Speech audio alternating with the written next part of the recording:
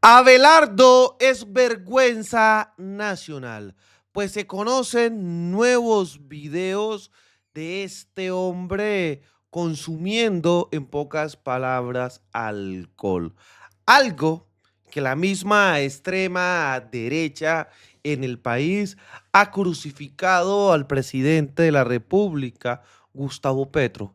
Y lo que me llama la atención es que sin ni siquiera haber una prueba, sin ni siquiera haber un video de lo que dicen que realiza nuestro primer mandatario. Y lo dice incluso nuestra amiga Juliana Beltrán. ¿Qué dirían si hubiese sido Petro el que hiciera eso? ¿Por qué? Pues este es el nuevo video de lo que pasa con el señor Abelardo del Espriella, y esta es una información muy valiosa que estamos replicando para que vean lo que pasa en este caso con el señor que es apenas electo como presidente, que ni siquiera se ha posesionado y ya está dando mucho de qué hablar. Yo me voy a tomar uno. Yo no bebo guaro, pero voy a tomar uno. Tómatelo, güey. Le vamos a brindar por anal. Y otras dos copias. ¿Te acuerdas en la época? La soda. Mira la sodita. Angola. Guaro servido por el Uri, te la pongo guarito con nosotros. Te voy a decir una vaina aquí, bueno, Dios mío, porque esta campaña es de gran trabajo, pero también nos divertimos. Miren eso. Y la pregunta es cierta. Si esto hubiese sido Petro, ¿qué no estaría diciendo RCN, Caracol, El Espectador y demás? Increíble que a Abelardo le graben videos tomando, en tarima incluso, y no pasa nada. Pero Petro es un que mete sustancias porque un viejito ardido, cual es Toxic, le hizo 3 cartas, o sea, Álvaro Leiva, porque no le dio un nombramiento a un familiar. Controlan el relato y se nos ríen en la cara, que es verdad. Cómo los medios de comunicación crearon toda esa narrativa y del señor Abelardo del Espriella, que hay tantos videos, no dicen nada. Vean esto también, con el mismo Miguel Polo Polo. El Miguel Polo Polo, vean. No es una vez, han sido ya muchas. Han sido ya muchas. Y lo podemos ver. Este es otro video, vean. Miren, videos actuales, recién sacados del horno. Pero, como es Abelardo, ¡bravo! Hay que aplaudirle esta situación. Hay que aplaudirle. Ay, Colombia, ay, Colombia. Vean esta. Otro video. Es que no es normal, señores. Esto no es normal, esto no es normal. Miren, vea. No es normal. Y esto sí se lo aplauden al Señor. Esto se lo aplauden al Señor. Lo que pasa en el territorio nacional es una locura. Esta también cuando estuvo en Barranquilla. Y Teo Gutiérrez. Creo que en el barrio La Chinita cuando hicieron campaña. Lo que hicieron también en Pasto. Mírenlo. También en Pasto. Y ahí no dicen absolutamente nada. Controlan el relato.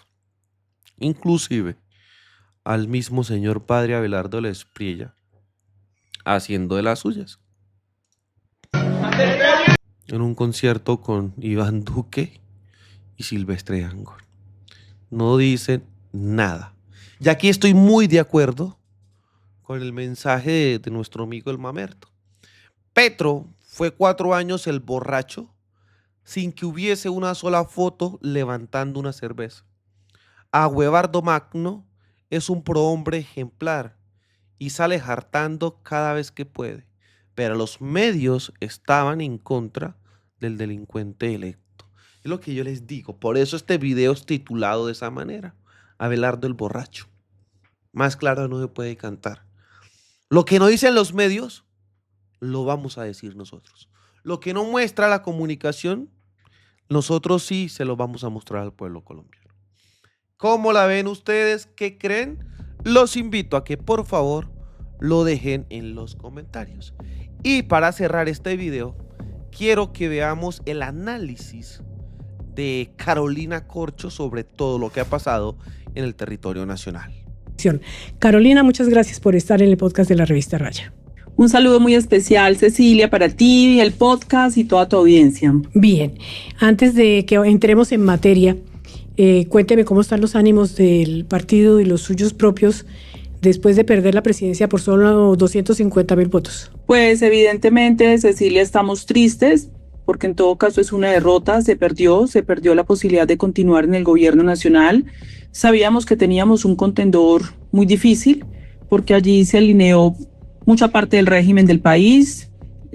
Nosotros calculamos que se alinearon 50 de 57 clanes políticos regionales, diversos partidos políticos, fuerzas políticas aliadas a la ilegalidad del país y al injerencismo evidente del gobierno y algunos funcionarios del gobierno de los Estados Unidos. Aún así, pues se hizo un esfuerzo enorme por el cual tenemos mucha gratitud con la base social del pacto histórico, con los jóvenes, con la ciudadanía que enfrentó ese desafío enorme, pero no nos alcanzó y la realidad es que en este momento estamos aceptando que fuimos derrotados y perdimos las elecciones presidenciales. Sí, la democracia es democracia, aunque duela. 250,000 votos o 100,000 en todo caso dan para perder o para ganar. Pero me llama la atención lo que usted me está diciendo en el sentido de que se unieron o que se aliaron con la otra campaña clanes políticos, todos los partidos políticos tradicionales, porque justamente una de las afirmaciones que hizo el candidato electo presidente en el discurso de cuando recibió la credencial en la registraduría es que él ganó en contra de los partidos y en contra de los políticos tradicionales. Usted está diciendo lo contrario. ¿Cómo, por ejemplo, por qué no me concreta ese punto? Bueno, eso lo decía él se presentó como un outsider, como un hombre alejado de los partidos políticos, pero todos sabemos que eso no es cierto. Bajo la mesa y quienes estaban allí son personas ligadas a Cambio Radical, en el caso de Rodrigo Lara, en el caso del doctor Amin del Partido Liberal, el caso del clan de los Char, de Federico Gutiérrez, del propio Centro Democrático. Sabemos que Uribe fue derrotado con su candidata Paloma Valencia, pero Uribe está orgánicamente allí, bajo un lugar de subordinación, pero está allí con el Centro Democrático. Entonces no corresponde a la realidad que Abelardo de la Espriella plantee que él ganó en contra de los partidos políticos y sin los partidos políticos, pues que en las regiones de Colombia sabemos quiénes lo están y lo apoyaron en ese momento. Uh-huh. Bueno, ahora para centrarnos en el propio pacto histórico, en el partido suyo, el partido del candidato Iván Cepeda, que en todo caso casi llegó a los 13 millones, no es para nada despreciable. O sea, es una pérdida con un poco de sabor a triunfo también, en el sentido de cómo creció la izquierda en el país. Nunca creo que hubiera llegado ni siquiera cerca. Pero para centrarnos en el partido, le decía, de pacto histórico, ¿qué reflexión han hecho ustedes? ¿Por qué les faltaron los 250,000 votos o lo poco que les faltó para poder triunfar? ¿Qué les faltó? ¿Qué no hicieron? ¿O qué error cometieron? Bueno, como te decía, teníamos un adversario muy fuerte que además de todos estos aliados que tenía, también tenía de aliados sectores empresariales corporativos que nosotros sabíamos que estaban coaccionando a los trabajadores o gobiernos locales coaccionando a trabajadores y empleados públicos para poder apoyar a nuestra contraparte. De parte nuestra ha habido un ejercicio de autocrítica que yo creo que se tiene que hacer cualquier proyecto político frente a un resultado que en todo caso para nosotros era inesperado porque habían unas condiciones políticas importantes para nosotros poder ganar, dada la popularidad del presidente Gustavo Petro que supera el 50% y dado el éxito de diversas políticas públicas como el aumento del salario mínimo, como la aprobación de la reforma pensional, de la reforma laboral por parte de nuestro gobierno. Entonces nos parece que sí nos faltó, estamos en el proceso de evaluación autocrítico para poder recoger las experiencias, los aprendizajes, dado que nuestro partido es una fuerza política sólida, enorme en este país y va a tener que enfrentar un ejercicio de oposición, pero también unas elecciones regionales. Uh-huh. Bien, ahora vuelvo a pasarme para otro lado, porque me interesa mirar todos los aspectos. ¿Qué hicieron entre la primera vuelta y la segunda para conquistar 3 millones de votos que no habían hecho antes? ¿Qué cambiaron en la campaña antes de la primera vuelta y la campaña después de la primera vuelta? ¿Qué hicieron? Bueno, lo primero que tenemos que decir es que no solamente es el pacto histórico, sino que la fuerza que apoyó a Iván Cepeda y a Aida Quilpué es la Alianza por la Vida. En esta segunda vuelta hubo un mayor acercamiento del candidato con el electorado, con unos formatos digitales y de comunicación que nos permitió mayor cercanía, pero sobre todo, Cecilia, lo que más se manifestó, y yo reitero mi gratitud fue un enorme movimiento social de la militancia, de los movimientos sociales, de los jóvenes, de las organizaciones que se tomaron la campaña y enfrentaron esa situación que estábamos enfrentando frente a una campaña de Abelardo que estaba desatando mentiras, que despertó el antipetrismo y que además contaba con una asesoría digital muy fuerte desde otros países y desde toda la extrema derecha del mundo y de América Latina. Hablando precisamente de los apoyos internacionales, ¿usted cree, para todos los colombianos, lo vimos y lo escuchamos, fue evidente la injerencia de Estados Unidos, particularmente el presidente Trump, que en tres semanas habló 3 veces a favor del Espriella, hizo 3 declaraciones en mensajes, además de congresistas republicanos de la Florida. ¿Usted cree que ese apoyo internacional de Estados Unidos principalmente, pero digo, también de otros países, Milei de Argentina, Noboa de Ecuador, etcétera, etcétera, incidieron esos apoyos en los resultados, o era más bien un efecto como de gran imagen para el candidato de la Espriella, pero sin efecto definitivo en las urnas? Sí, en algo incidieron. Efectivamente, el apoyo de Donald Trump fue abierto, no fue encubierto, fue abierto. También nosotros hemos instaurado denuncias por posible ingreso de recursos extranjeros para financiación de campaña, lo cual es ilegal en Colombia, el hecho de que se financien campañas con recursos extranjeros, y se han interpuesto las debidas denuncias por parte de la campaña de Iván Cepeda.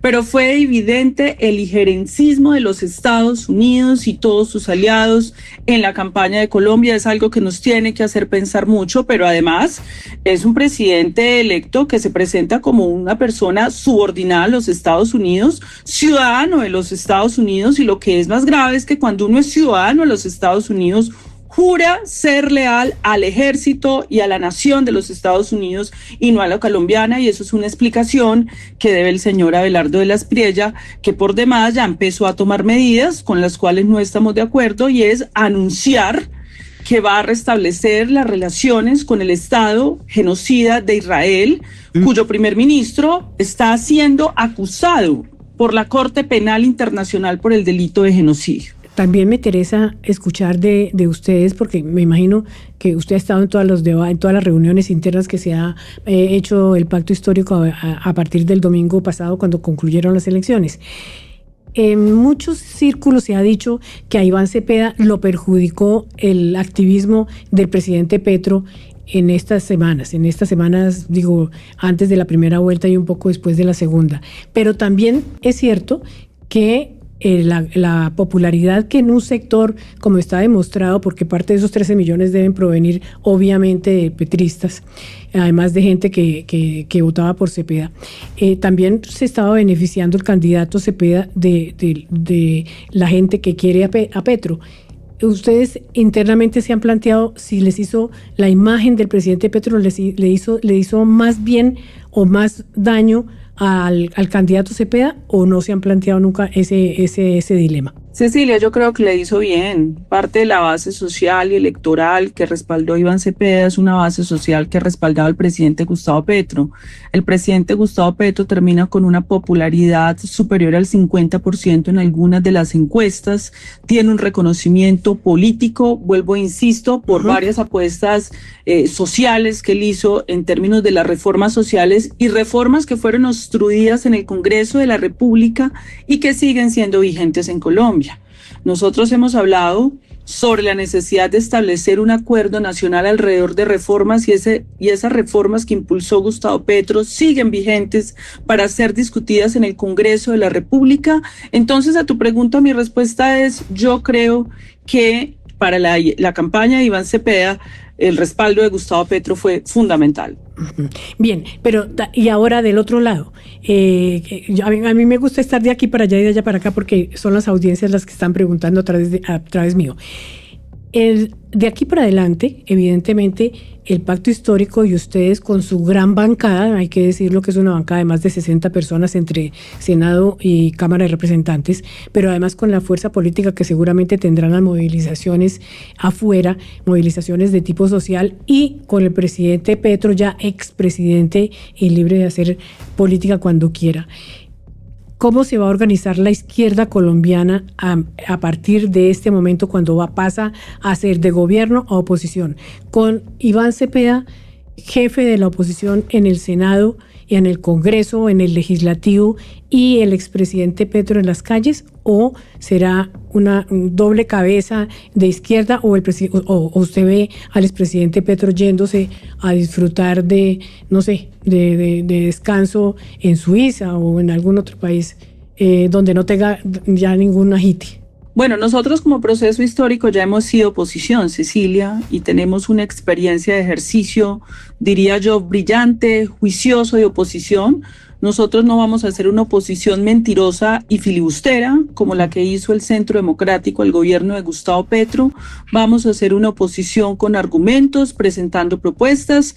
A nosotros nos parece que hay que hacer un acuerdo nacional para que el gobierno de Abelardo de la Espriella respete el derecho fundamental a la protesta social.